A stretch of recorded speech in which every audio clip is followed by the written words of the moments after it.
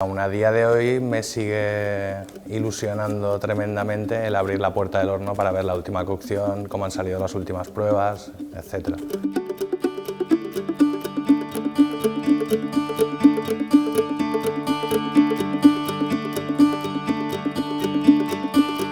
Siempre tuve alguna decisión, ¿vale?, entre estudiar pues, Bellas Artes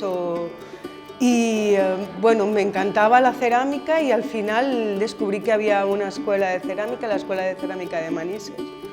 Y opté por esa opción y fue un poco más irracional que racional. La cerámica para mí es mi forma de vida.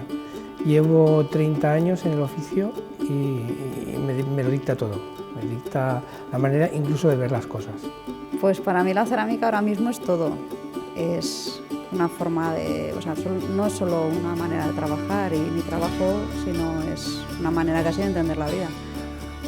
La cerámica, elegí la cerámica o no sé, tampoco lo tengo muy claro si me eligió la cerámica a mí, porque vamos a ver, mis padres se conocieron en una fábrica de cerámica, yo nací en Manises.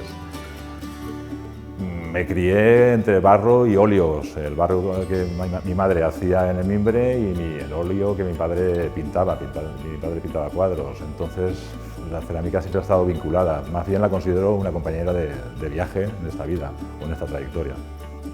Somos cerámica.